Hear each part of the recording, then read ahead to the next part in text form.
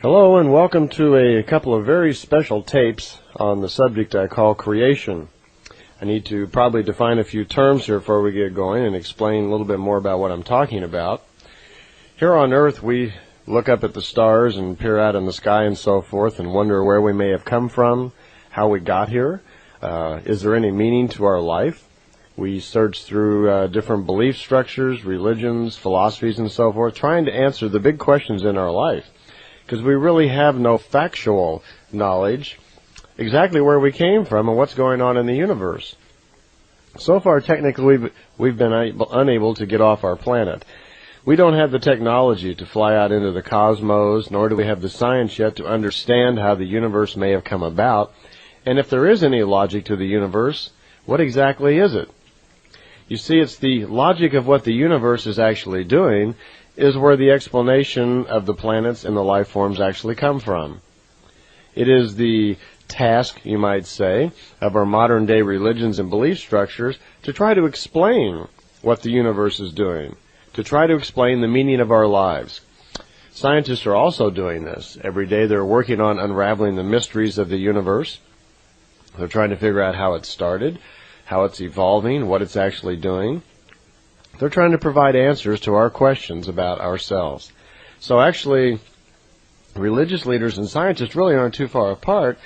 They're really searching for answers to the same questions, just from slightly different perspectives. Scientists are trying to, you might say, the nuts and bolts guys, are trying to actually logically explain what the universe is doing and how our lives may fit into it, where religious leaders are more or less philosophical speaking trying to explain it, or theologically speaking trying to explain it. They're not concerned with the actual nuts and bolts. They're speaking from more of a spiritual standpoint. Well, unfortunately, neither our scientists nor our religious leaders have been well schooled, you might say, in the matrix of the universe, how it started, what a universe is. Is there really logic in the universe that controls our lives? Well, among the great Pleiadian information that Billy Meier has been able to receive and understand, there's quite a bit of information on that. And it came in little pieces all throughout all of his contact notes. And if you've gone through all of those tapes, you'll notice that so far I really haven't spent too much time trying to explain much about creation, philosophy, theology, these things, because it was in different sections throughout the notes, so I tried to put it together all into two cohesive tapes. So not only can I explain it a little bit better, but hopefully my explanation then will be a little clearer and you'll have a better chance of understanding it than if I gave it to you in little pieces. Because I found out that throughout the entire context, they really answered most all of the big questions.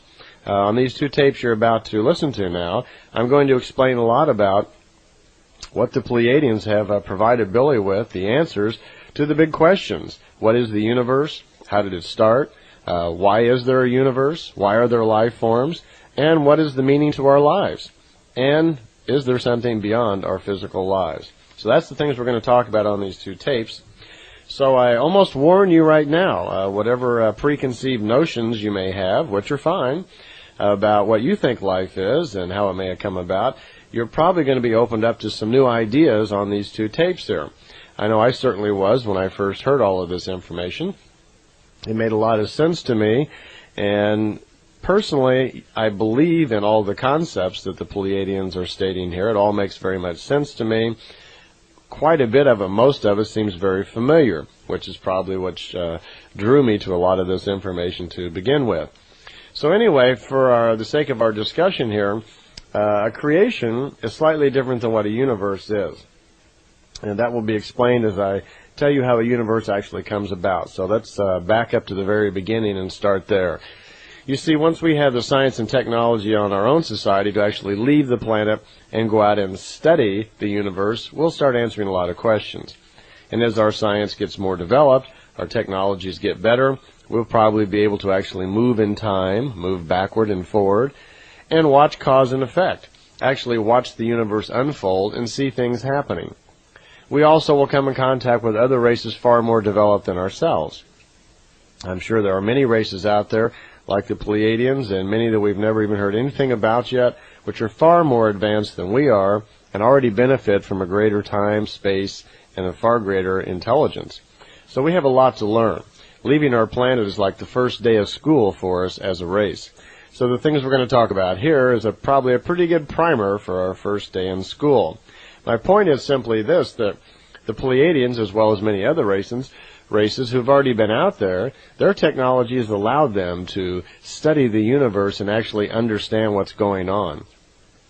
In the case of the Pleiadians, it's even gone so far as to come in contact with other races far more developed than themselves, who are on the very throes of perfection of the life form and have far more extensive understandings of the concept of a universe and the meaning of life than they do.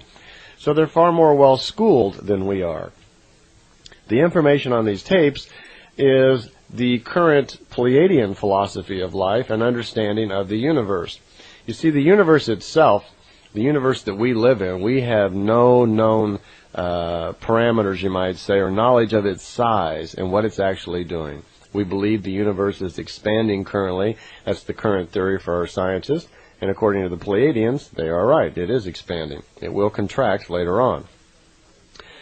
Okay, let's start at the very beginning and explain exactly what a universe is and what a creation is. You see, our universe is not alone. There are many universes. As a matter of fact, the universe that we are living in is inside of a much larger universe, where it is estimated by the Pleiadian technology that there are 10 to the 49th power number of universes in this very large universe. 10 to the 49th power means if you took a pencil and sat down and made a 1 and then put 49 zeros out, that's the size of the number. Now that's a huge number. That's how many universes there are in this very large universe.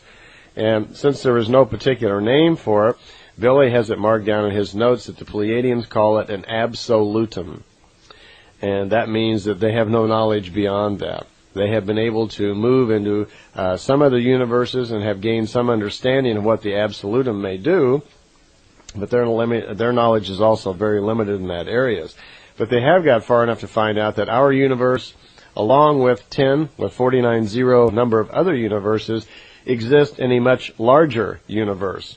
And this very large universe, this absolutum, actually is doing something. It's evolving also. It's creating universes. And they have figured out that there are 3 stages to a universe. Okay, and here's what happens. In the beginning, in this large absolutum that has 10 with 49 number of zeros of universes in it, when it goes to create a new universe, it has an idea to do that. The idea to create the new universe is called the creation. The creation is an idea. It is an idea embodied into itself with knowledge and understanding. So the absolutum, it is a living life form which has knowledge and understanding because it's already created many, many universes before us, so it knows how to create one. It has an idea to create another one. This idea, this little ball of energy that is embodied with the idea to create another universe, is called a creation. And so it does just that. And when it does it, this idea, and remember we talked earlier about all energy, the universe is either energy in a fine matter state or a coarse matter state. This creation is in what's called a fine matter state. Now again, if we have energy such as electricity, things that are unseen, any types of energy, those are considered fine matter. If you have something in solid form, that's considered coarse matter. So a spiritual thought or a creational energy source is a fine matter, whereby a planet, an animal, or a person is a coarse matter, okay? Because we're going to relate to these terms all the way through many of these explanations. So the creation itself is a fine matter energy. It's very small. It's just a thought. It's a very small, like a flea, a little small piece of energy, but it has something unique. Because it's an idea from the absolutum, it already benefits from the knowledge of the absolutum, which has created other universes before, so it's already very, very powerful as an energy source. The energy that is within this little small creation is actually moving in a very intricate, exotic spiral formation. And in your exhibit, there's a drawing, as best as possible, a little bit about how that energy moves, the formation of that spiral. So it is in there. The idea to create a new universe is a creation, and the energy within it is moving in this egg form, spiral shape, and it's very small. The spiral is the original spiritual form, then, that will create our universe. The energy that's inside of this small spiral is now rotating. It rotates and it pulsates. Okay? What happens is, over a period of time, this idea, this creation that has the idea to create a universe, slowly evolves. It works out how and where it's going to do it by benefit of the knowledge it's received from the Absolutum. At a certain point, then, this creation then establishes the area where the universe is going to be. Now, picture in your mind, if you will, and there is a drawing in your exhibit called the Absolutum, which was just a quick idea to show you that there's a large universe called an Absolutum with a whole bunch of other universes in it. And what happens is, when our universe then, the creation decides to create a new universe, the area is established where our universe will be. And that's something similar to what the Big Bang Theory is. There is something like an explosion, they say, but there's no material or coarse matter that explodes. It's only fine matter. It's only energy. So the energy itself expands and creates an area in the Absolutum where the universe then is going to grow and evolve. The creation is doing this, and the creation again is just fine matter energy with the knowledge from the Absolutum. It has now created an area where the universe, where you and I live, is going to grow. However, there are no material things in it right now. It is of large size, but there's nothing in there but fine matter, just energy. There are no planets at this point, and there's no time involved. It's just energy that rotates in a spiral fashion. Now, the energy continues on now to learn and understand, and the creation gets the thoughts and ideas, understanding, and the sense of reason, and it comes up with the idea of life. Idea is the key word here, because as we're learning in science, all matter possibly was formed from an idea. Ideas, just like when you think, are formed by logical conclusion, and as the idea becomes more concentrated upon, it becomes to get stronger in energetic form, it can actually create solid material things. So, and this is how our universe has come about. The creation has created the universe and all of this material by the knowledge that was embodied within it. And now we have the giant area, our universe is growing, there are no planets in it yet, but it has thought, feeling, understanding, sense of reason, and an idea to create life. It then creates what's called space and time. In other words, the matrix then of our universe begins to become created. And we have a big empty universe with movement, because now we have the space, the emptiness, and it creates time. And it does this by virtue of an impulse it gets from the Absolutum. Our universe now continues to grow, and as it does so, belts or divisions begin to occur within this large area. Okay? What has happened now, our universe is glowing like a large, the word is sohar, because this big energy form in the middle of our universe, which becomes like a central sun, is called by them a sohar. And what it is a concentrated form of the knowledge of creation embedded into our universe. All of this knowledge that is growing on how to evolve the universe is in this central sun area. That is called the sohar. It's like a bright light. And as our universe then continues to grow and expand, it will form belts, looking similar to like a tree trunk. And if you look at the exhibit there, you'll see that there are a certain number of belts, 7 of them all together, is how our universe then separates. As time goes by and creation continues to use its knowledge and so forth and understanding to create this universe, slowly those belts start manifesting at different levels of evolution. And the third belt in is called the material belt, as you can see on the diagram. The outer belt is called the push belt, which separates it from the other universes. But the third belt in is where all of the planets, the coarse matter, is evolving. It's similar to like what an egg does. It has different layers in it. Only our universe is divided into 7 layers. It is establishing already that there are 7 levels, 7 different types of energy in our universe. And they all have different things that they do. Each level of energy has different understanding, different knowledge, and different purpose. So the logic of the universe is beginning to be established by virtue of this creational idea. this embodied idea that is creating all of this material. Okay? So this continues on to a point where there is a material belt. And in this material belt, unlike any of the other belts, in here now, the energy matter, the fine matter, begins to get thicker and thicker, denser or denser. If you can imagine nothing, and then energy, and what would energy be as it gets a little bit denser? Well, there was no word for it in the German language, so Billy decided to call it fluffy matter. So before it becomes gas, it's what's called fluffy matter. First, there is the thought of the creation. The thought gets thicker, more dense, and turns into fluffy matter. And eventually, the fluffy matter then evolves into gaseous states, which are going to form all of our suns and planets through nebulae. Okay? At this particular point, something very important happens, though, in our universe. Once our universe has established a material belt, then time begins. Up until that point, there is no time in the universe, because time only acts upon material objects, coarse matter objects, all right? And this time impulse somehow comes into our universe then via the creation from some source of the universe that created us. One universe creates another. There are cycles to universes.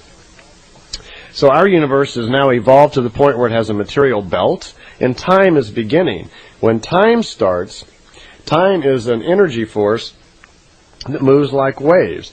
It's divided into small units of impulses which speed through the universe in waves. This causes the rotation and animation of the matter.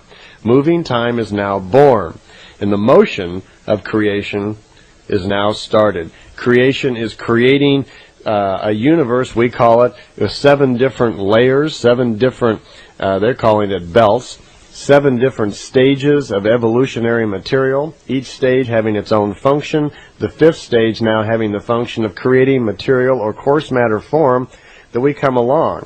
And the reason I draw this point out again is that pay attention to the logic of what the creation is doing to make the universe, because these same principles that are being set in motion pertain to our life. Okay, which we're going to get into a little bit later. Okay, so the idea of creation then is continued by the eternity of what's called the Ur, from the original creation, or this absolutum. Spiritual energies are now moving, they're rotating, fluffy matter's turning into gas. Gases then form, condense over billions and billions of years. And what happens, of course, is what we're aware of now, that these gases then, in these large areas of our universe called nebula, we form into suns, planets are formed and cool down, and they form into solar systems. Nothing unusual about this. We're all aware from school the slow evolution of what our universe actually does. At this particular time in our development, though, we still have this fluffy matter, and I just want to point out at that stage of development there, though, which time has started, time then causes all of this fluffy matter then to start moving. These waves or impulses of time that move through the fluffy matter is how the galaxies and the motion of the universe actually gets started. Because time creates movement, it creates rotation and pulsation of the fluffy matter. And so that's the reason, and by the way, these waves of impulses move in the spiral form that's in your exhibit there, in that particular shape. That's why there's no edge to the universe, because the energies all move in this spiral fashion, and they never really come to an end of anything. They're like a continuous movement that keeps moving on. Time, the clock as we think of it, then started way back when. Billions of years ago then, even trillions of years ago, when this impulse of time came into our material belt, that's when the clock started ticking. So from that point on, the impulses of time are animating the matter, and the time machine started. And the concept, technology, whatever, of moving in time is the understanding of how these pulses work in the coarse matter world. Time travel then can be reduced simply to the understanding of the impulses of the time factor, where you can actually move up and down these pulses and see matter at different stages of development, which is time traveling. Okay? At this point, though, we have no firmament. There's no stars floating around. That's what happens next. The fluffy matter then rotates, pulsates into spirals. which resemble the egg shape of the original form of this spiral. And that continues on. At that point, though, it's a dark universe because we don't have anything except the central sun, but the universe itself is dark. So if we were to see it at that point, it'd just be black, unless we were close enough just to see the central part.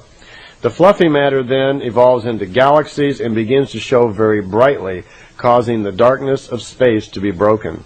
Also, it starts warming it up, because as all of this fluffy matter evolves into gas, the gas becomes more and more condensed and starts creating all of these suns. The suns start putting off great amount of energy. We have electrical magnetic radiation then moving through the universe, starting to affect other coarse matter. This is the beginning then of where astrology would start. And we have heat now. Up till this point, it's probably been pretty cold in the emptiness of space. But logic is being set in pattern here, because every step of the way, all of the fine matter and the coarse matter of the universe have attained their level that they are at through reasoning and understanding. And this is forming the logic exactly of what the universe is, and is laying down, if you will, the laws or the commandments or whatever you want to call them, of what existence is all about. You see, man doesn't come along and establish the rules of the universe. We don't make the laws of creation. The laws, if you want to call them that, are nothing more than the logic of how the universe is working, how the universe came about. And this is how it came about. So it's setting in pattern this numbering of seven layers of development, and the logic then of what life and how life will evolve is being established at these very times as the universe is being created from the idea of the creation. Okay, the evolution will continue, and of course as the suns begin to evolve and come into being, so do the planets who cool down. Their matter will cool down. They fall into formation around the suns, and I'm not going to elaborate here on astronomy and those things because that's not the purpose here. I'm much more interested in just the development of the fine matter or spiritual world and an explanation of how our lives fit into the logic of the universe. So as we would move through then trillions of years of time, the universe itself is going to evolve. The planets will solidify, cool down, become solid. And then, of course, what happens next is the evolution of flora, which is air, water, and the plants and so forth, and all the million different forms within nature begin to evolve. Important to note, though, that all throughout nature, as all of this food kingdom, if you want to call it that, starts to be evolved over billions of years that will take, the logic of the universe is being used here in every step of the way. Every time a plant is evolving and being created, it is being done so with the logic that was provided originally by the creation, that embodied idea that is still the original map or idea that's causing everything to work. My point simply is to keep clear all throughout that there is definite logic and understanding to what the universe is doing, and that it is following exactly, as the Pleiadians are telling us, these levels of 7 stages of development all of the way through. And this also, man will mimic and follow this same level of same stages of development that the universe is doing. After the food kingdom, of course, has evolved, since the universe is not totally stupid, you have to have food before you can have animals who eat food.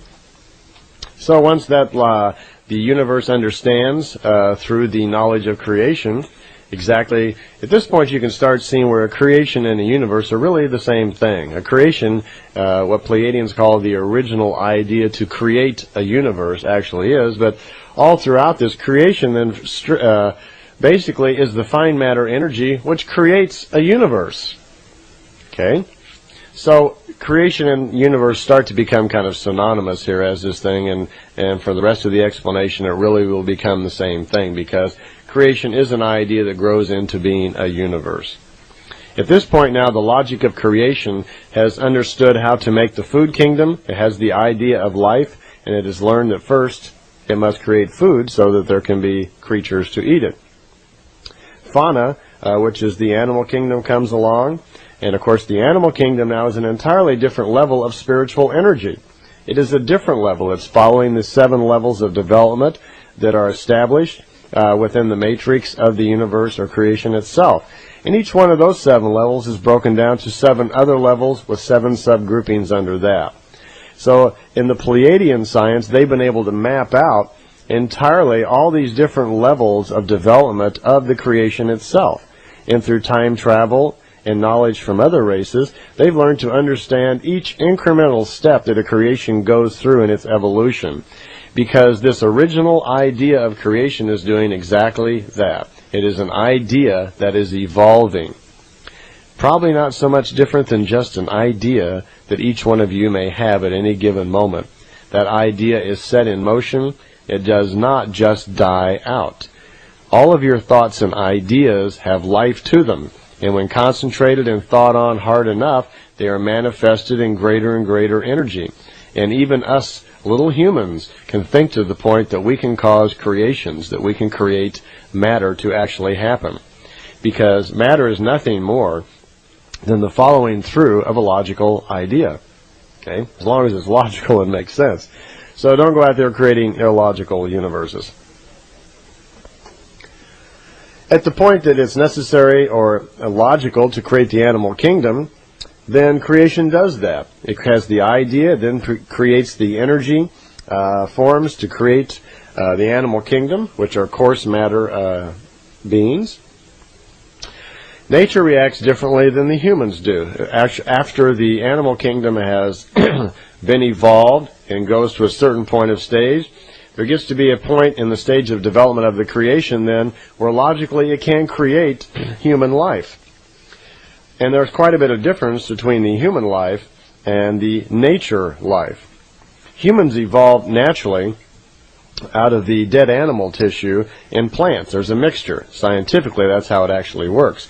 When the fine matter gets to the point of understanding and knowledge where it can create a human being, that's how it does it. The first human being on a planet where the life acids and so forth are correct around a certain kind of sun where it's possible for human life to develop, that's how it is done. The knowledge is provided by the fine matter energy of creation. The coarse matter provides the body material for the first human being to be born, and that is done through an understanding of the mixing together of dead animal tissue and plants. So humans are a spirit form that have come out of the idea of creation.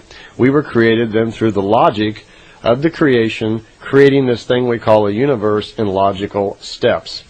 So there's a part piece of creation in all of us, and that part piece is an understanding of what the creation is. We are connected to it because we are a spirit form which is derived from the spiritual energy which is creation.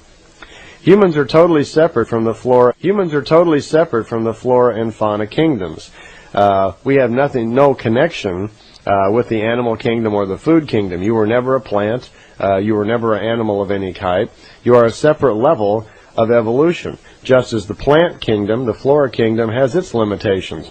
When the idea for the flora kingdom to be evolved, it has a beginning level of evolution, and it has a high level of evolution. It can only evolve to a certain point. The same with nature. It's a different kind of spiritual energy. It has its level of evolution also. It has a low level of evolution that is necessary to be attained on a planet before the animal kingdom can naturally evolve and become into existence.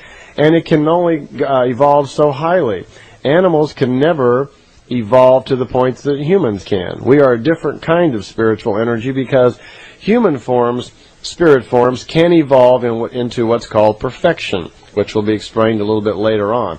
In other words, the human being is capable of evolving to a much higher level than an animal can. An animal has limitations. An animal spirit is different. As we'll discuss a little later, it reincarnates differently on a different time schedule and works differently than the human form does. So be comfortable. You were never a flea, a dog, or a snake, or anything like that. Okay, but it was necessary for our planet to evolve naturally through these levels of evolution before it was possible then for the human being to evolve on his own. So man then begins to develop and evolve. Words are formed into language. We go through our very simple steps of evolution, and then man comes in and develops to the higher forms of perfection. In our galaxy, which we call the Milky Way, originally in our galaxy, it has been learned by the Pleiadians through association with other races, that originally in our galaxy, when it formed a long time back, there were a little over 44 million different planets where human life, as we know it, evolved naturally on its own. Now, there are countless numbers of sun systems and planets in our Milky Way.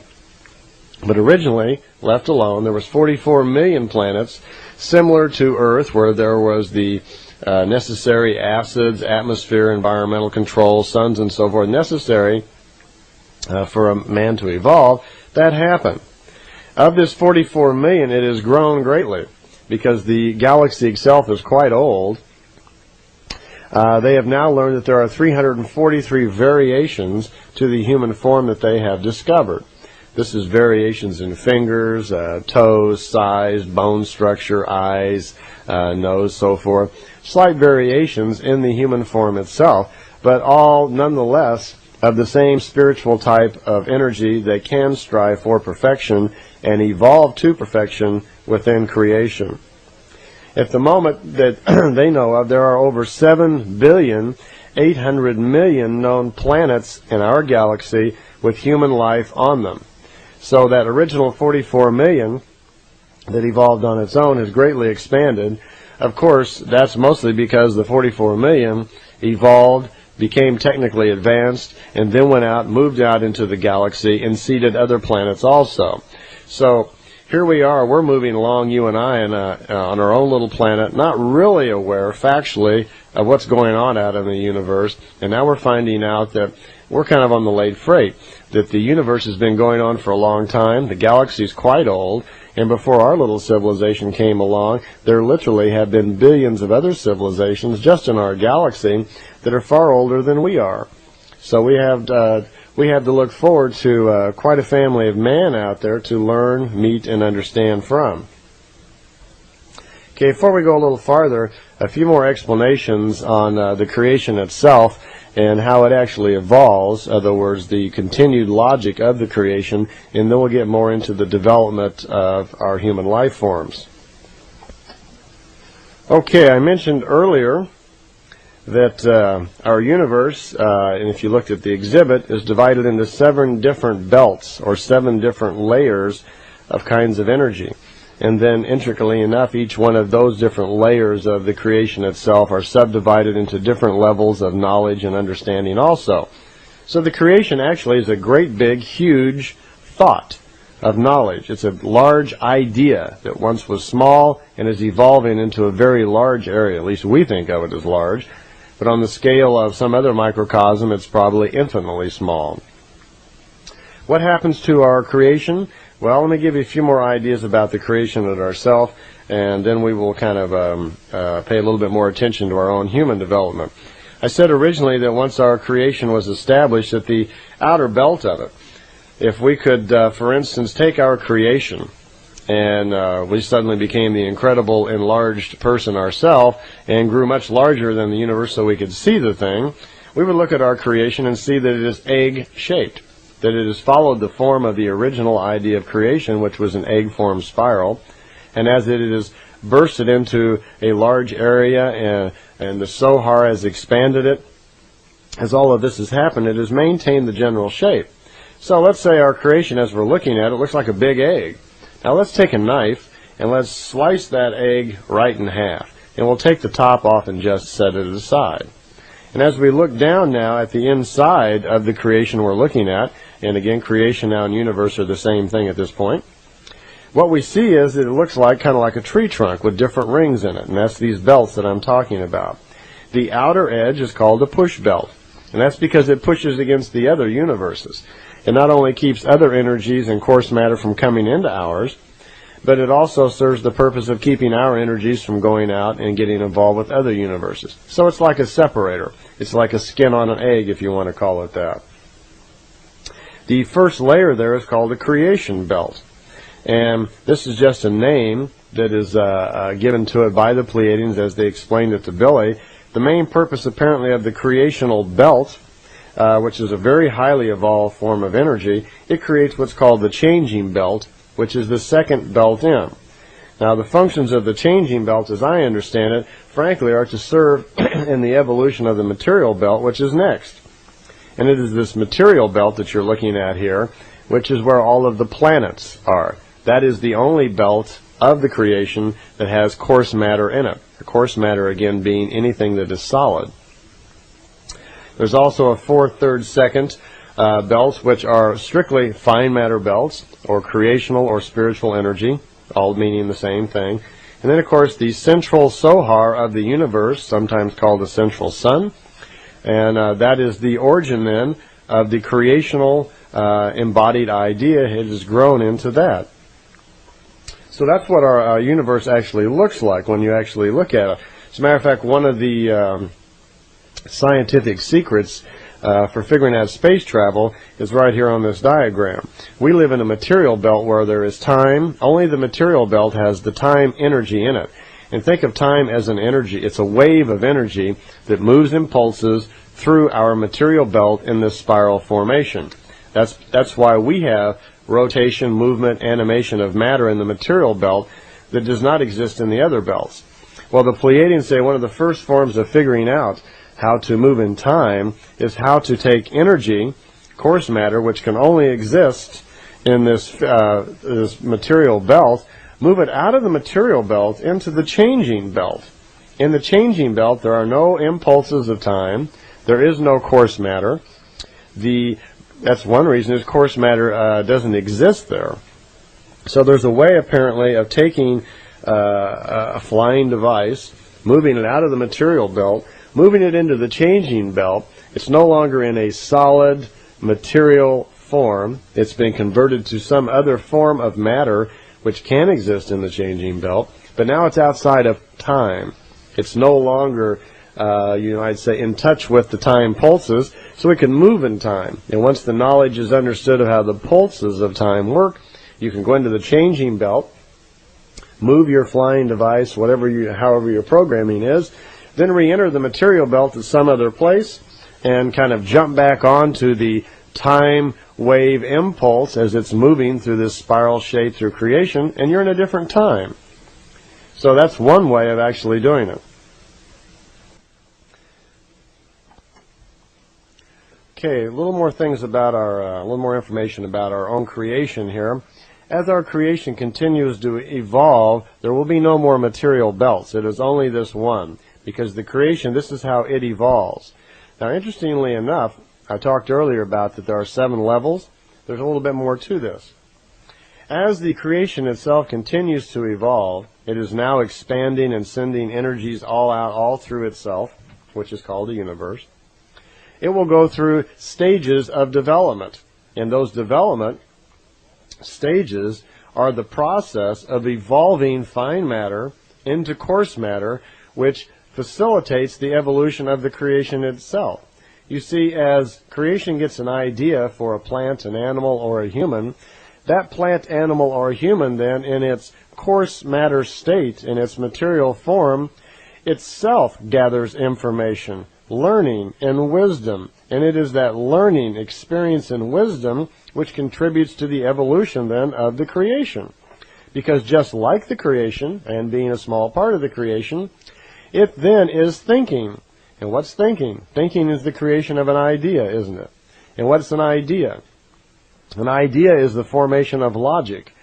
What is matter? If you take logic and concentrate it, at a certain point it becomes matter.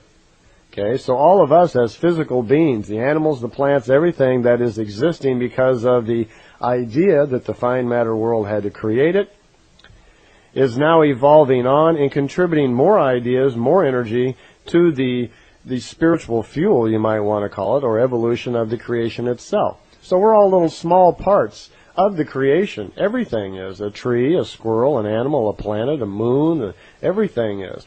They are all part of the natural, intelligent, logic evolution of the creation itself. Hence, you can start to see what responsibility that we have as little minute creatures and spirit forms of the creation, why we have to start taking the entire creation itself into considerations of respect. Not something that we're doing well on this planet at this point. Up to now, we've been looking at the planet as something that we can just plunder and do whatever we want with.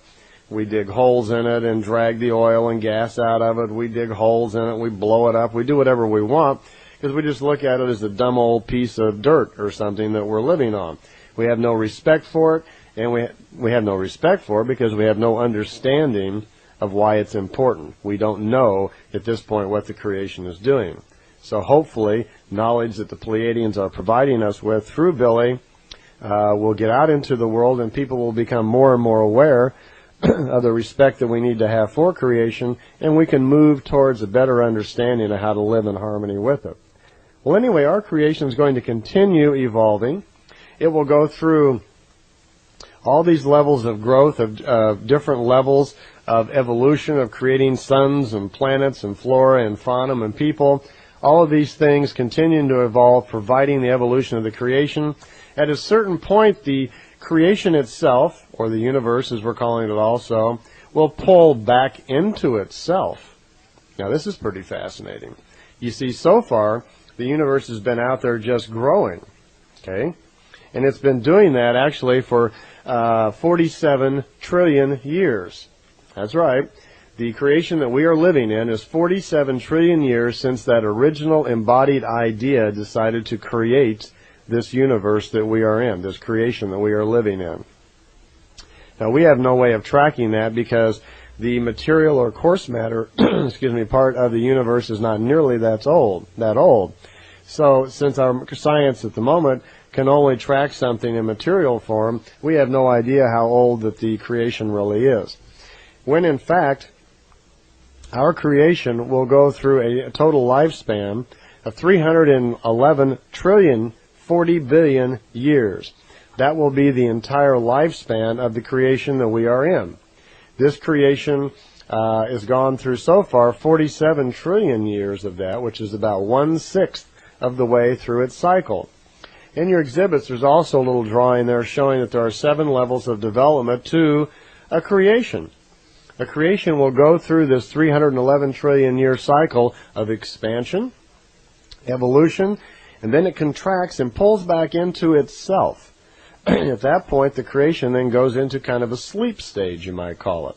It's now cogitating all the things that it has learned. It's in a sleep state, and then again, it will repeat the same cycle that it did. It will now have more knowledge than it did before because it's more evolved. It has now benefited from the experience and wisdom of all of its spirit form parts, which is all of the flora, fauna, and human kingdom throughout the entire creation. Since its inception for trillions of years, it has benefited from all of that knowledge, and now it's going to do it again. And it will go through again, create another universe. It will go through more advanced stages of development. It will again create planets, suns, flora, fauna, and the human kingdom. And it will evolve all the way through a cycle again. And once again, it will pull back together into a sleep stage. The universe that we live in is called the creational universe because it creates human life. It creates beings like ourselves that do evolve, and that's its mechanism of evolution. Its mechanism, its method by which it evolves is to create small life forms, bit parts of itself that go out and do, experience, think, form logic, and contribute to it, the whole of its evolution. So it's called a creational universe. It will go through 7 cycles of creating itself in universe form and sleeping in between. So it's life and death, more or less. It's off and it's on. There's a creation, there's an expansion, there's a contraction, there's a sleep period.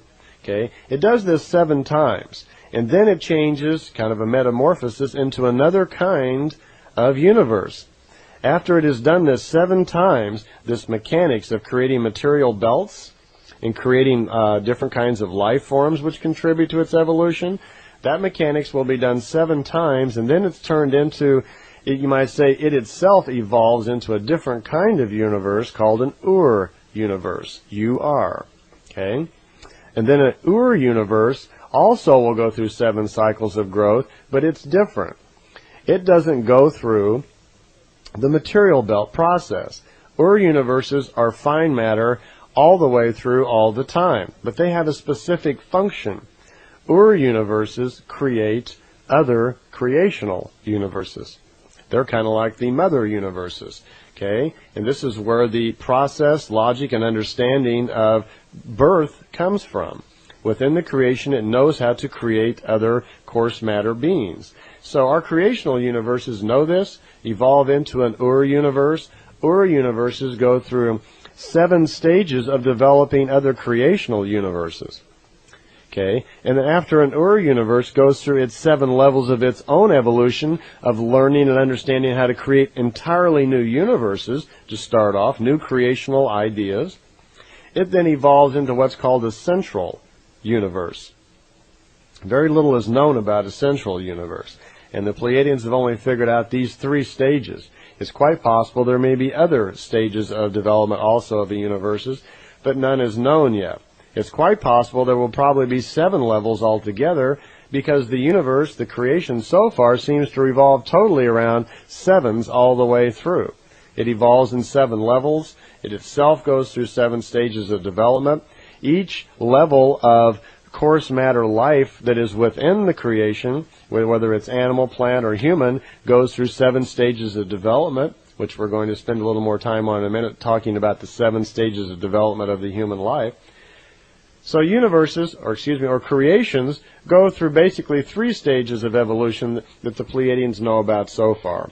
These simple universes, like we are in, of creating material belts, then Ur-universes, and that also evolve into creational central universes.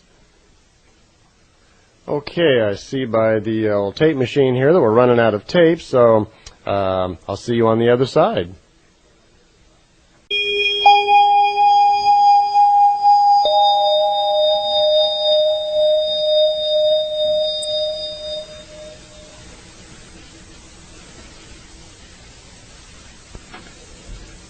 Okay, welcome to side 2 here on tape 1 about the creation.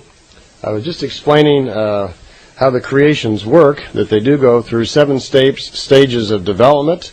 They do evolve then into a different kind of universe called an Ur-universe, which creates other creational types like we're in.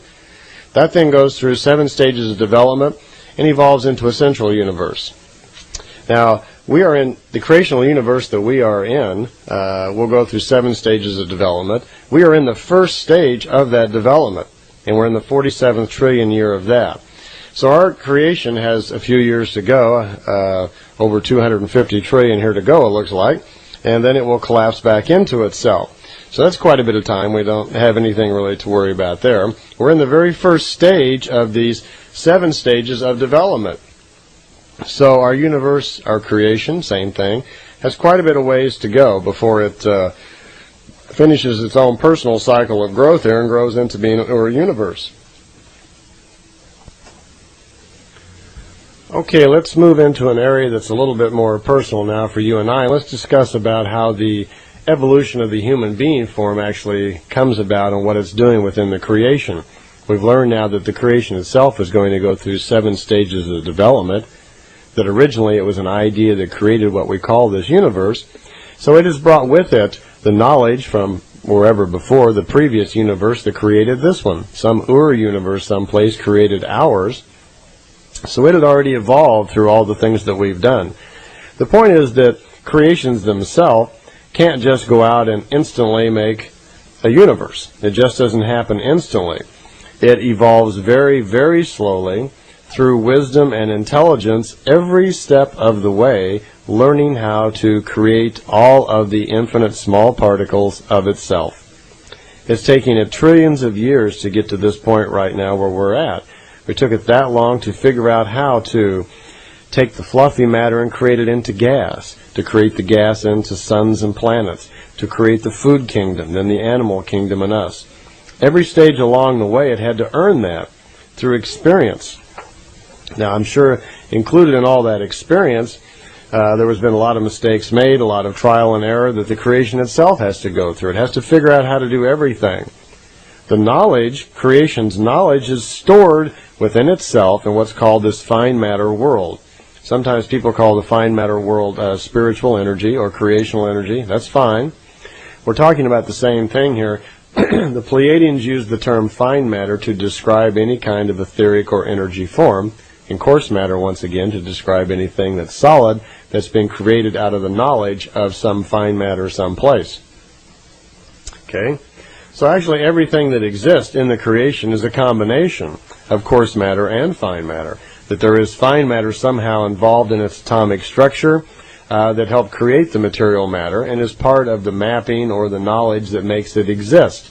So matter, for the most part, then, is just ideas that are manifested into solid form. Okay? So now let's see how the human being comes along here. We're in a universe where trillions of years have gone by. The creation itself has figured out how to evolve, how to establish itself within this great absolutum. And it's figured out how to develop and evolve through these different stages. And it gets to the point now where it's going to create the first human being on the first planet someplace. That happens. I'm sure a certain amount of experimentation went into that. This first guy must have been quite a sight. If he was created out of dead animal tissue and plants, I can just imagine what this guy looked like. But the point is that this guy didn't know very much. The fine matter energy that figured out how to create him probably didn't know any more than except how to actually create a body and build a brain and put some information in it. At this point, his intelligence is very low because he has no experiences. And experiences in life, experiences in the physical form, is how we gather information.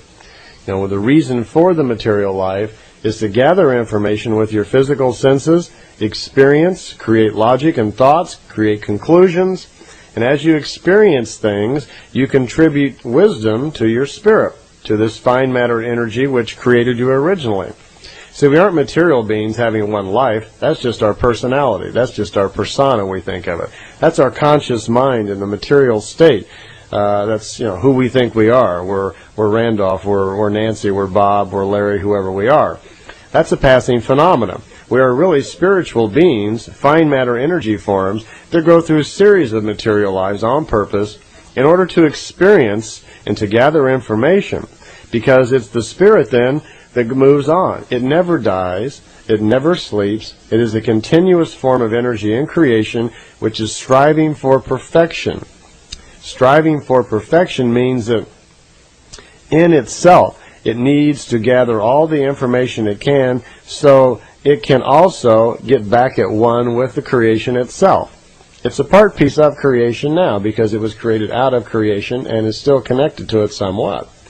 But it needs to strive for perfection and rejoin with creation itself. We are the highest form of life form in the creation. Plants and animals, planets themselves, fluffy matter, gas, and other things can only evolve up to a certain point. So there are stages of energies in the creation. We are the highest stage of level of energy in the creation itself. And that's why we say we strive for perfection, because unlike all the other stages before us, they can only reach a certain level and that's it. We are the final stage that evolves into being again with the creation itself, which is what I'm going to go through now and explain all about our levels of development and how we get there. And it'll start making more sense to you. So we have our first guy who's come along here, been created out of dead animal tissue and plants. He's a really good-looking guy. He has practically no knowledge at all. And unlike the animal kingdom, which has instinct, where it is born into it with certain knowledges, that its spirit has certain knowledges that it puts into it for survival, the human being doesn't. He's at the very low level of his development now. He really just has no wisdom to fall back on at all. You see, as we go through material lives, the wisdom that we gain from experiences is stored in the fine matter world in our spirit. And that is carried forward so we have access to it in the following life. So as we go through numerous, multiple material lives, we start gaining wisdom from all of our experiences. And as we gain that wisdom, the spirit remembers it, and in your next material life you have access, or you might say the usage of that. That's what determines your intelligence and your ability and your aptitudes as you move forward, and begins to explain why we're all slightly different. You see, we're all on different paths, different understanding, and different things we're learning about.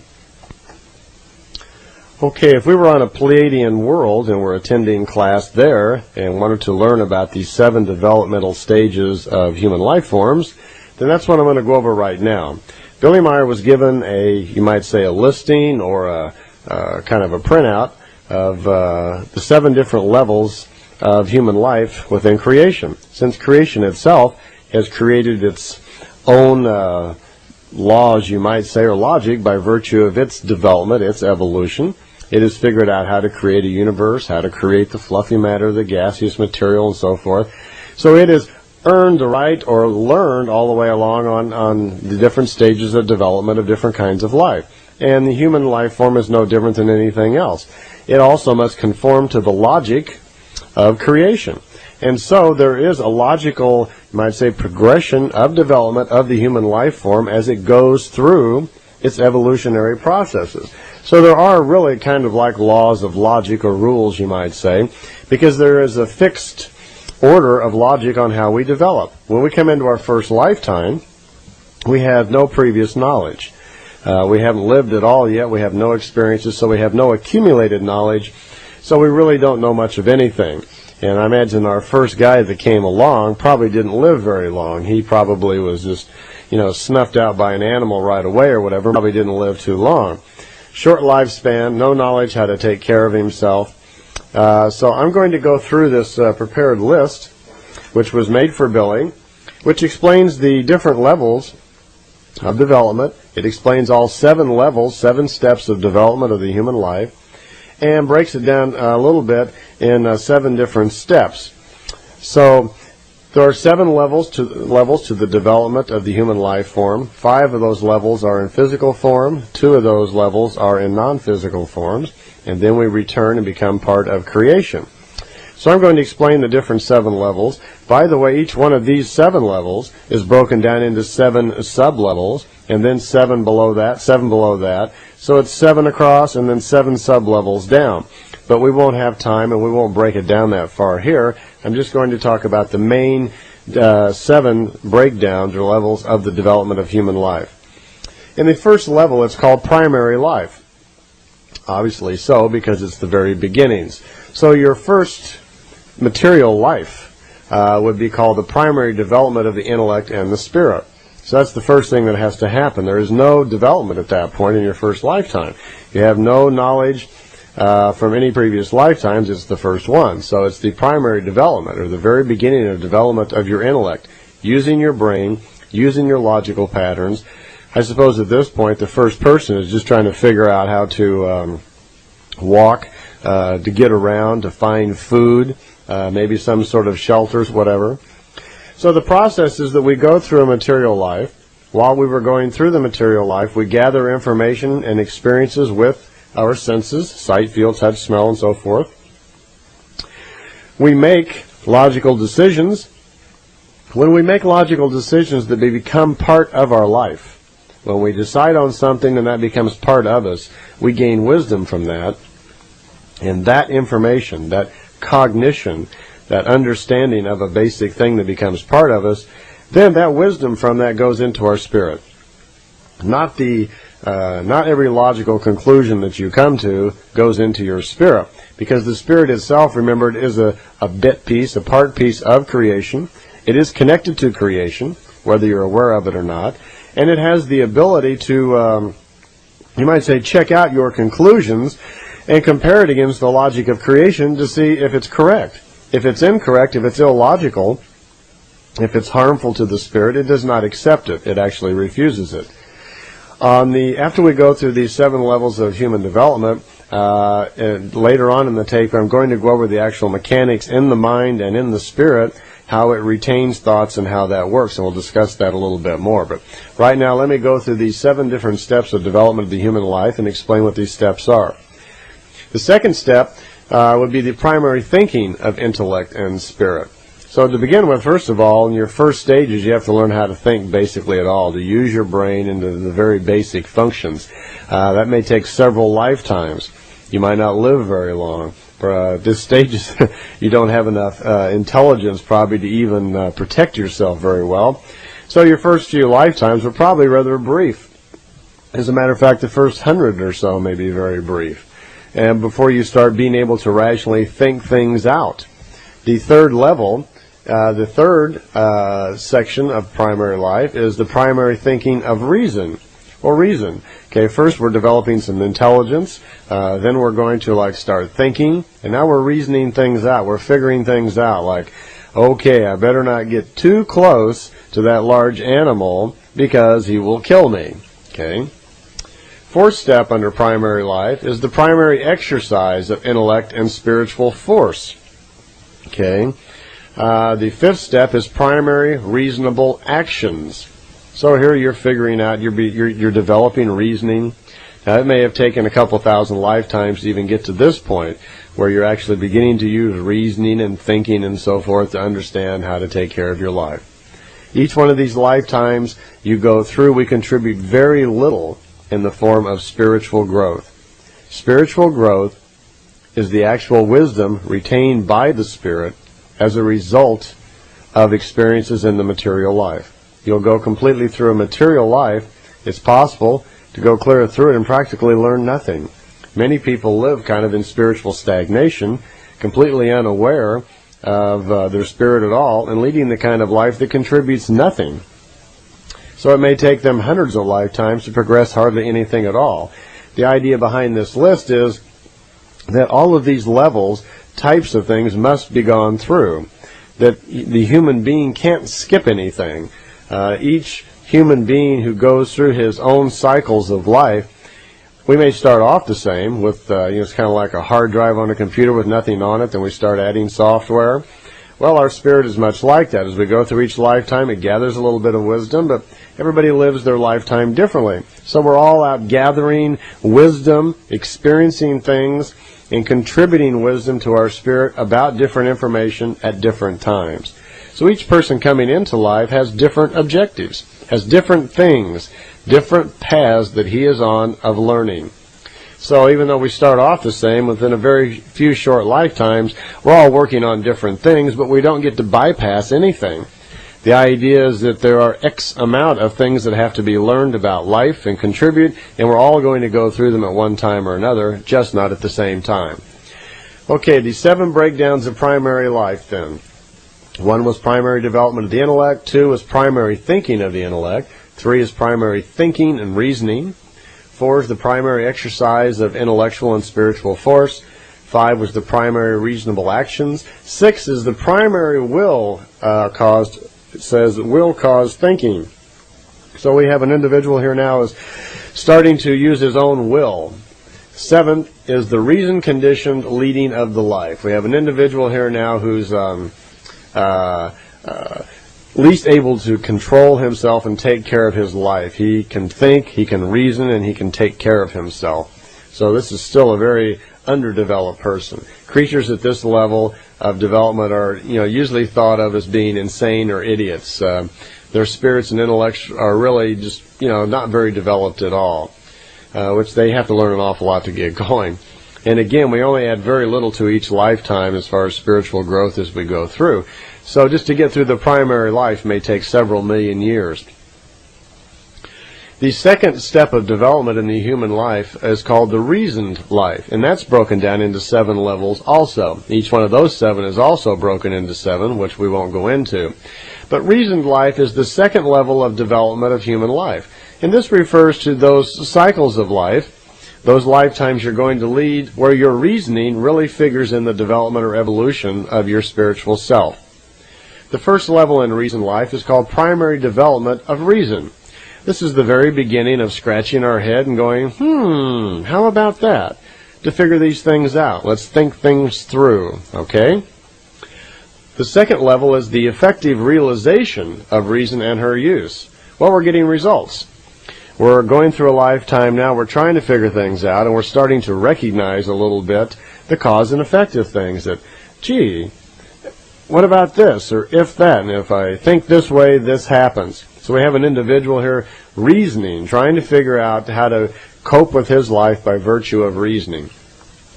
The third level of reasoned life is the primary acknowledgement and cognition of higher influences. So at this level, it's probably the first time our guy here is coming to the realization that, there may be more intelligent, higher life forms out there somewhere. There could actually be something more intelligent out there. Maybe something really did create life. Okay? The fourth level is the belief of higher influences without owning any knowledge about it. Now this would be at the development stages where people are developing belief concepts. They're believing maybe in a sun god or a rain god or a river god or whatever. A god, a leader. They start looking for answers to themselves. They're starting to try to define the meaning of life. We're creating belief concepts. But they really don't know what they're talking about is the general idea, because they don't have the knowledge, the wherewithal, or the spiritual growth to look within to really learn. See, the interesting part is that at all times of development throughout all of this, there is a spirit in there that is connected to creation, but the material self does not have the conscious knowledge or ability to be able to use the spirit to actually get in touch with creation for the understanding. It takes a while, many, many lifetimes, before the individual actually learns to understand the fact that, I do have a spirit, and I can use this spiritual self to actually learn more about creation and about life. And, well, what do you know? I can use my spirit actually to help my material life. That will set in eventually, but not at this point. Okay, the fifth step of reasoned life is the belief of higher forces, superstition, fear of evil, veneration of good, etc. It's time for, this is a germination time, it says, for religions and etc. to come into power. You know, we're starting to form beliefs. We think this might be the way it works, and we form religions, but we really don't know the answer yet. The sixth level of reasoned life is the primary recognition of real reality, research, position of real truths, first spiritual cognitions and their use, spiritual curing, telepathy, etc. Now this is considered by the Pleiadians to be the present position of the average Earth human being. So let's go over that again, the average Earth human being. By the way, we're also told at this point that the average Earth human being is 60 to 80 million years old as a spirit form. Okay? So if you take 60 million years and divide that maybe by an average lifespan of 30, 40 years, you can see that by this time we've had an awful lot of material lives just to get up to this point. Okay, again, that level was the primary recognition of reality, research of real knowledge, first spiritual cognitions. That means we're just at the point, many of us are just at the point where we're beginning to understand and are quite sure we really do have a spiritual self, that we're more than just a material being, that there's more to us. Our first spiritual curings and so forth. Here they're talking about that we're understanding that if we have a spirit, well, possibly it's useful. Maybe there's something we can do with this spiritual self, that we can develop some sort of force with the spirit where it could be useful for better health. Perhaps it's useful for communicating. Well, maybe it's even useful to try to get information from other life forms. Maybe it's useful to try to get in touch with creation or God or whatever we think of as God. Maybe that's entirely possible. Now, this is exactly about where the average Earth human being is. Matter of fact, most of them, I'm afraid a lot of them aren't quite to this level, but this is where the Pleiadians see the average Earth human being at this point. The seventh level of development of reasoned life is called the primary development of knowledge and wisdom. So this would be an area here where development of knowledge and wisdom, where we are actually looking for real facts. We're trying to find out what wisdom really is.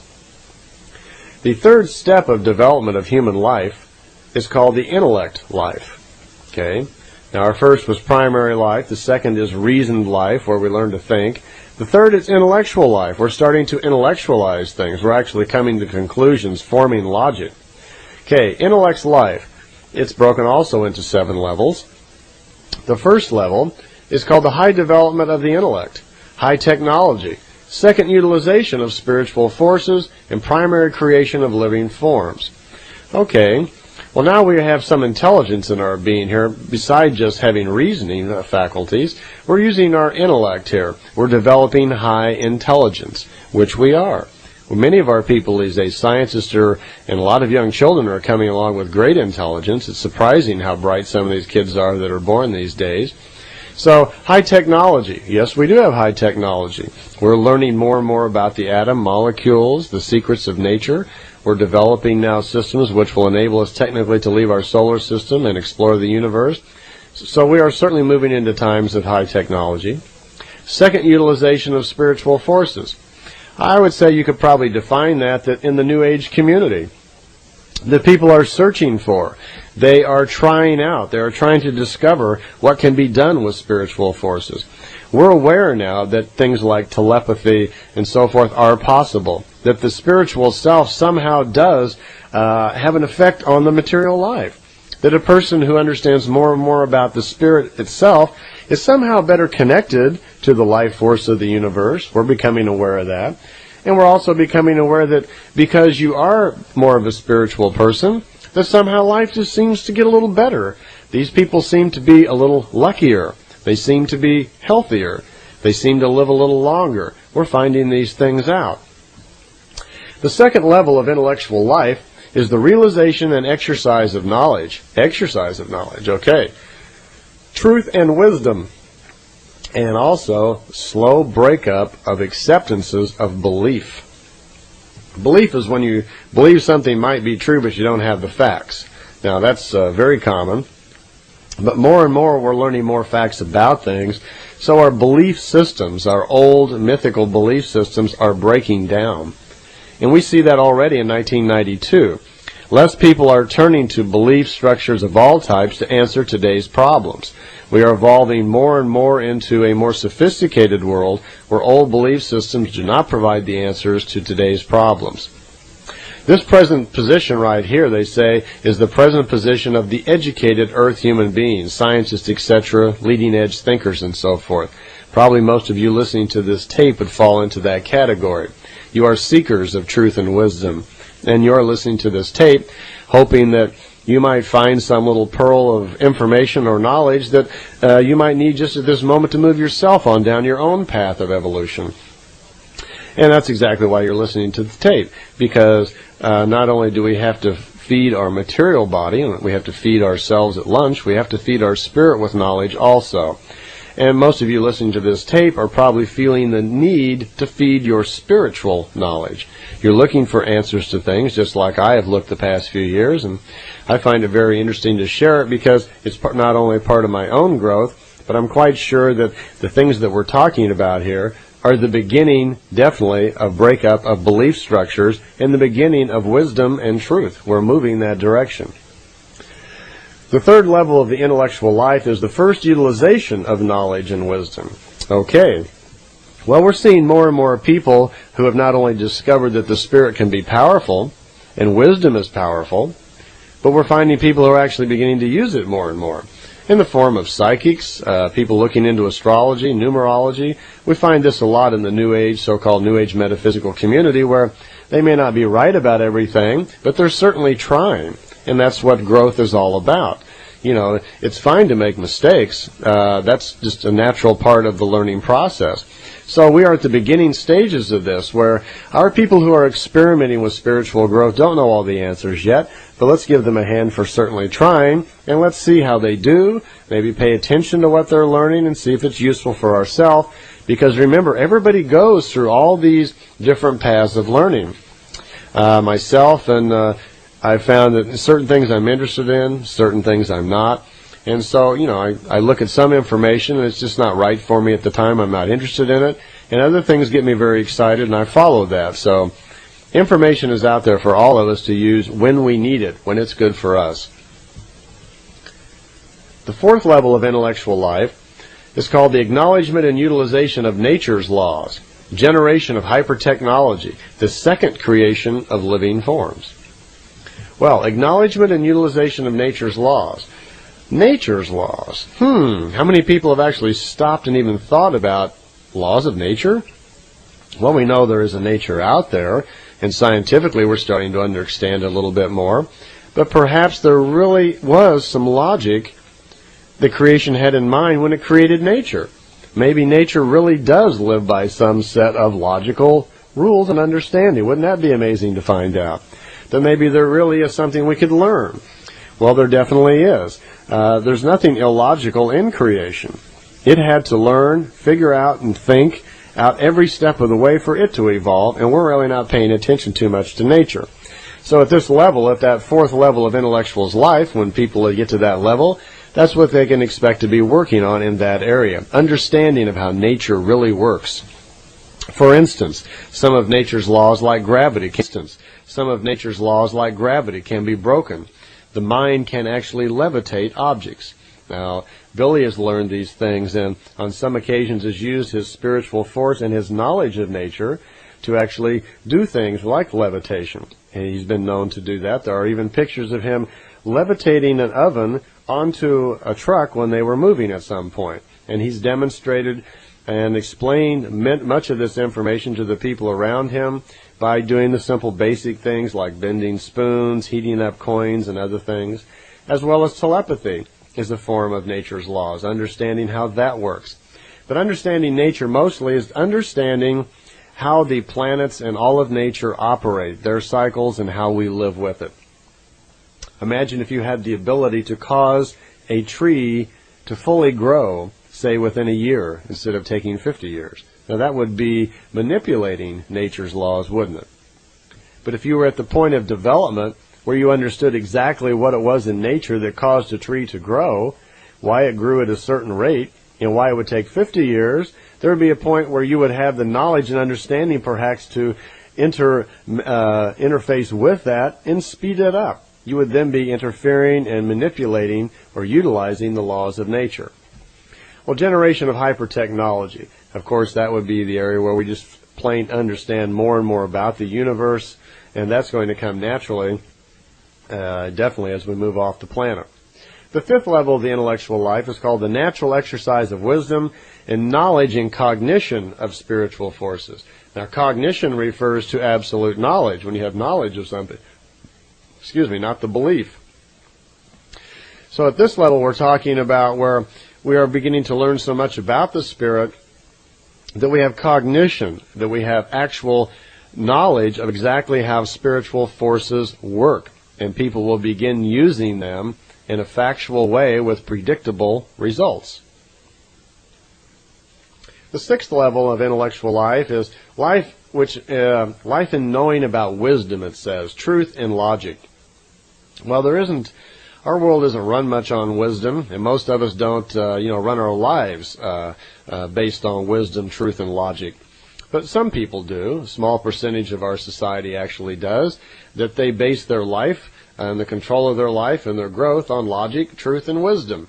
There is a time when that becomes more and more important to people, and the material things seem to slowly drift away, where we're less concerned with material pleasures, and we start living our life using wisdom, and the things that we do are based on truth instead of, illogical things. Okay? The seventh level of intellectual life is the primary cognition of reality as an absolute. Now, that's an interesting statement. Primary cognition of the reality as an absolute. That means that there really are truths, that there is definite laws to the universe, and we not only have heard about it, but we've tried it out, and we found out it's true.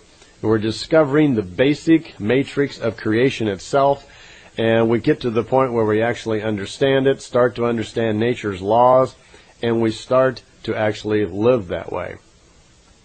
The Pleiadians say this is the present position of just a very few border and spiritual scientists, very small percentage of our population. That's the first three levels or steps of development of human life, and obviously these are all still very material lives. Again, the reason for the material life is the senses. The types of information that the spirit needs to grow then is very basic stuff, primary reasoning, thinking, and working out the intellect. All of this is done through experiencing things with the senses, and then from those experiences, those things which are correct according to creation are added to your spirit and carried forward from lifetime to lifetime. And you make use of them once you find out you actually have a spirit, and you make some use of it. If you don't know you have a spirit and don't make any use of it, like many religions will teach, where you actually think that the whole purpose of life then is just to worship a god of some type, then you're not going to make progress very fast. You're going to actually be living spiritually stagnant lives because there will be practically no progress whatsoever. Because in truth, the only way to spiritually grow is to understand that you are responsible. You are 100% responsible for your own growth, your own evolution within creation. Okay, the fourth level, or the fourth step of development of human life is called the real life. Okay, fourth step, real life. First level is the clear knowledge about reality as an absolute. Now, we mentioned in the last step in intellectual's life here that we're beginning to understand that there were real absolute laws or logic to creation. So in real life, we're going to go through several lifetimes where that becomes very clear, where we really develop a clear understanding that there really is absolute logic to the creation. The second level of real life is the cognition of spiritual knowledge and spiritual wisdom. In other words, we really then have got it locked in. Cognition means that we have the truth about, the facts. That means that we would have the real truth about spiritual knowledge. We not only would know that we have a spirit, we would be past the period where we're experimenting with it, and we would have actual knowledge of how it works. We would be using then the true wisdom of our spirit that's within our spirit to govern our lives. We would be using our spirit then actually to reach out into creation and pull knowledge back for us. It would become a definite part then of how we live. We would be, in effect, becoming more and more of a spiritual being and less of a material being. Our senses then would start playing a less prominent role in our life.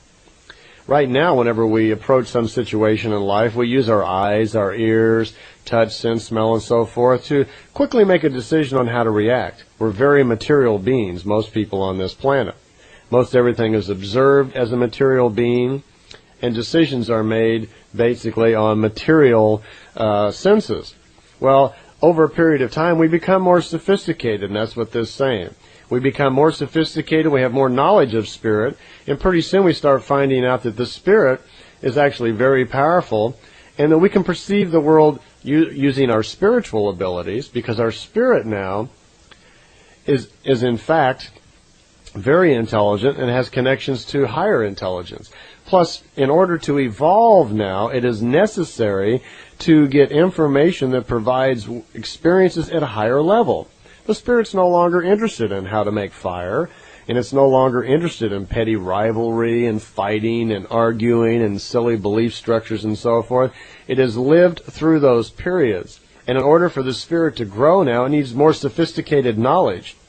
Knowledge that the material senses don't necessarily provide. They still go out and get information for us, but the conclusions that are derived from that information are done more and more with the spirit itself. The spiritual self is making more conclusions. So we're becoming more of a spiritual person and less of a material person. Okay? The third level of real life is the utilization of the spiritual knowledge and spiritual wisdom. Well, this is just an extension of what we were talking about. Now the individual is using his spiritual knowledge. So his abilities of telepathy, the force of his spirit is increasing his lifespan. The force of his spirit now is controlling his health. Might even be controlling more of what you look like, where even through your own spiritual force you could control how your hair is growing. You wouldn't need to sleep as much. The wisdom within your spirit would be so powerful that you wouldn't even ever consider lying or doing things that are illogical.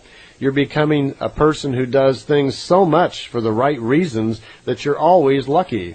Things just naturally go your way all of the time. Okay, the fourth level of real life is called cognition of the reality of creation and her laws. Now, all along, here for many lifetimes, we're starting to understand that there is a creation. We're slowly becoming aware that there's some logic to the creation itself. It's not illogical. We know all about our spirit now, and now we have cognition. Our spirit has developed so much that it is tuning in more and more to creation, higher influences, higher life forms, higher sources of information, and we have factual proof, factual knowledge of actually how creation works. Remember earlier in our tapes when Billy was allowed to spend 7 minutes in creation, or eternity as we called it, and that during that time he was allowed to remember that. So he was exposed for 7 minutes to the creational life force, and then was able to remember it afterwards, and what a change in his life that was for him.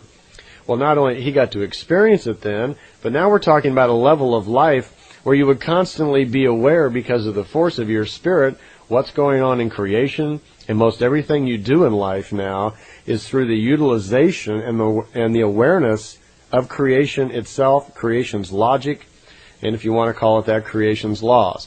I don't particularly like the word laws. It sounds like something man-made, like it's fixed in stone, and I guess that's why they use the word law, but I prefer to use the concept of logic, the logic of creation.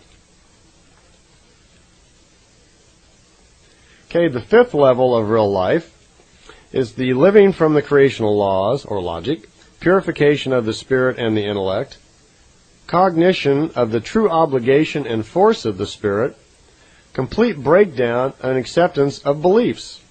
Well, this is a pretty major step here.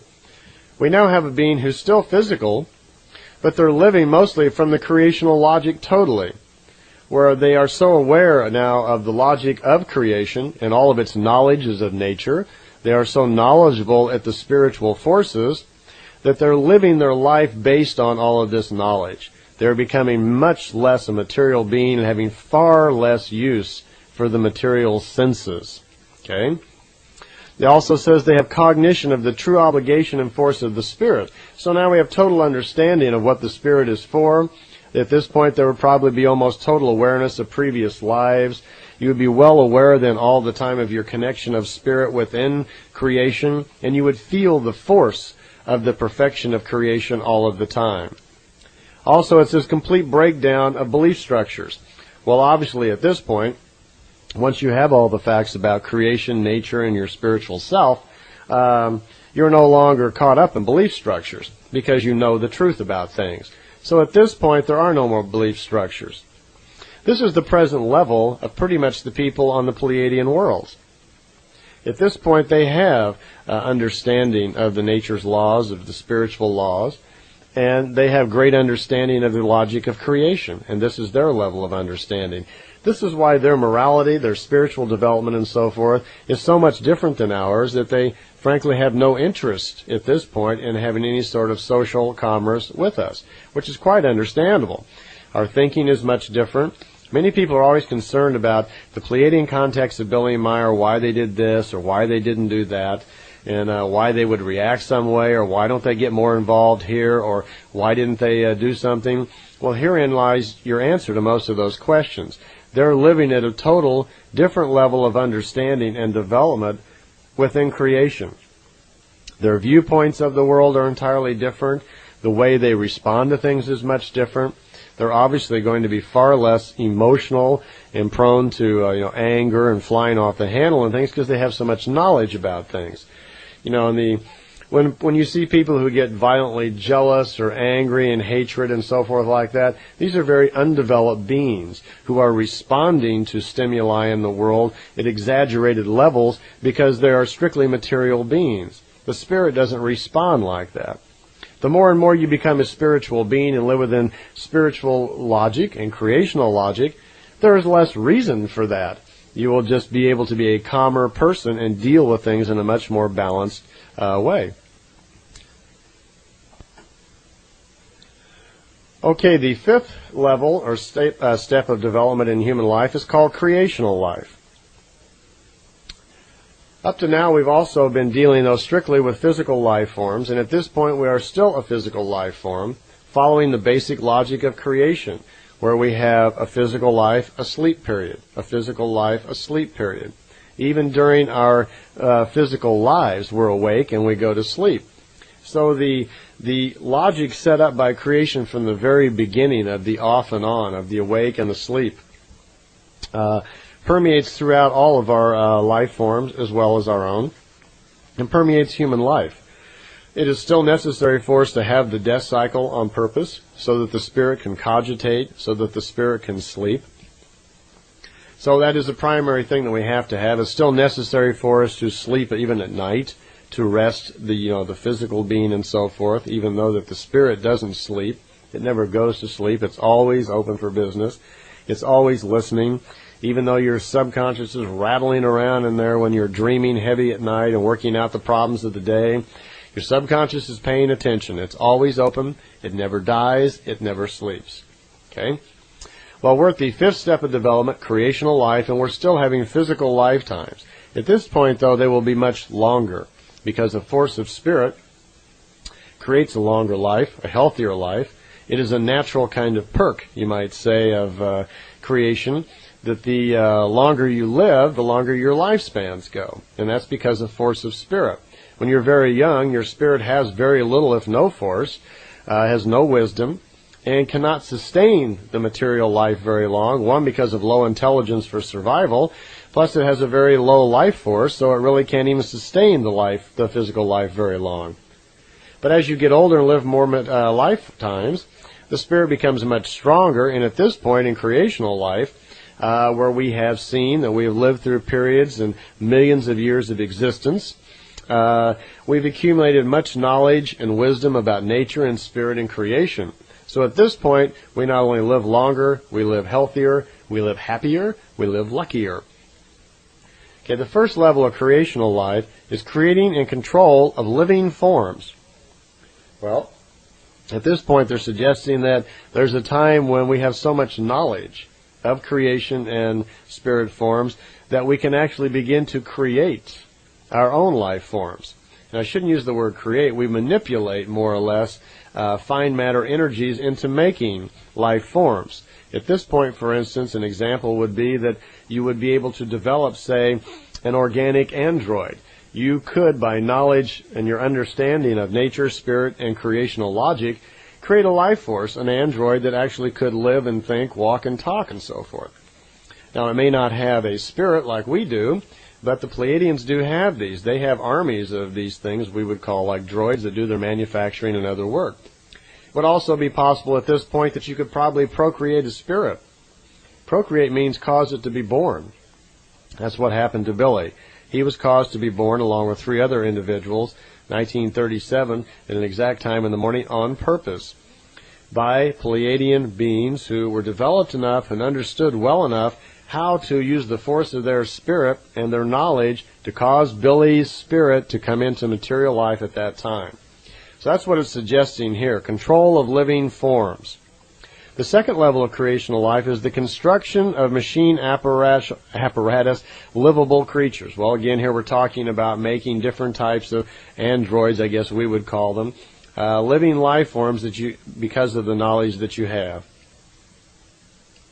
The third level of creational life is spiritual development of forces for control of material and organical forms of life. All right? Well, your spiritual force here then is probably very much in control of nature. You could probably cause flowers to be born by the force of your spirit. You might even be able to cause them to mutate or transmit into other forms. You would have those knowledges.